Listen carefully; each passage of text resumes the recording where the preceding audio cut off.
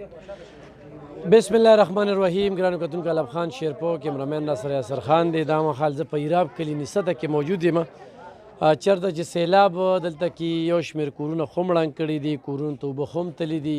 د دې خلکو نه انتظامیې تپوس کړی دی، نه فلاحي ادارو تپوس کړی دی. دا خلک ډېر زیات ضرورتمند دي. د دې خلکو هم حق دی چې دغه خلک راشي او دې خلکو ته سره امداد وکړي.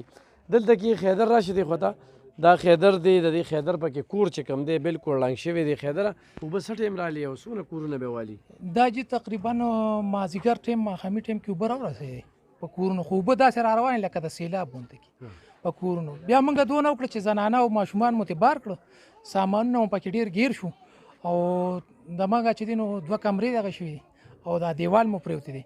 دې خوا د نور مالت کې چې دی نو د چا دیوالونه پرېوتي دي، د چا برنډې پرېوتي دي، د چا کچنونه پرېوتي دي، غریبې کورونه یې دار سړي. نو سرکاري سطح باندې خو یاره چې موږ له اوسه پورې څه دغه نه دی شوي.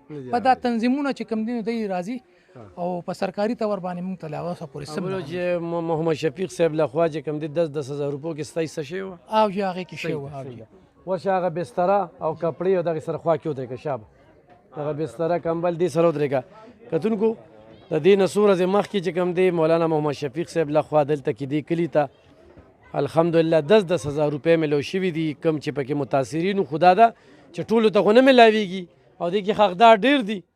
نو دې کلي ته راشئ او د دې کلي ډېر شریف خلک دي، دوی ورته مستحق خلک په ګوته کوي، د ځان غرض نه کوي، دا خلکو غرض کوي. هغوی دپاره چې راشي سحرګل کاکا چې کوم دی راغلی. سحرګل کاکا ستا پکې څه شوي؟ زمونږ دا ایراب غاړه کې کور دی، هغه د دیوال نه مخامخ ته تنبیه را کړې دی او نور سرکاري موږ سره څه امداد نه دی شوی د اوسه پورې. کړې د اوسه پورې په کوټه پرتې وې، څې رانه ګیرې کړې، زنانه مو ترې سرې پیسې دي او راشه زما نسخان وګوره او ډېر نسخان مو چې اوسه پورې سرکاري څه څنګه خبر نه دی شوی. بس موږ دلته دا بسترې او کپړې او پیزار روړې دي په ډېر څه قبول کړه. دغه پیسې راغلي دي موږ ته میلاو شوي نه دي. هغې کې تا ته نه دي میلاو؟ نه او د را په غاړه دغه د کور مې دی وګوره. وبه کې او مو شي ښه ورشه هغه بسترې خوا کې هغه ځای کې ودرېږه. قاري صاحب خپله پېژنګلو کې ووایه دلته کې قاري صاحب چې کوم دی دې ځای مشر دی، بلکې زمونږ د قاري صاحب سره یو خپل تعلق دی. نو زه دې خلکو ته وایم چې څه ضرورت وي نو قاري صاحب ته بالکل په ګوته کوی راځي به څه به وایي؟ بسم الله الرحمن الرحیم. زه د خپل د طرف نه او دا څومره ملګري چې دا ولاړ دي د دې ټولو د طرف نه د علامه ډاکټر محمد شفیق امیني صاحب شکریه ادا کوم چې هغه په نسته ایراب غاړه باندې کار شروع کو او سامان را رسئ او د هغه نه نور هم د امید دی چې د ملګرو څومره حاجتونه دي څومره دې سره تعاون کولی شي هغه دې سره زر تر زر وکړي. الله جل شانه دې زمونږ د ملګري علامه ډاکټر محمد شفیق امیني صاحب له دې ورځ تر ورځه الله ترقي ورکړي او الله دې الف خان لم ډېر زندګي ورکړي چې هغه وخت وویسته او دلته رالو. السلام علیکم ورحمة الله.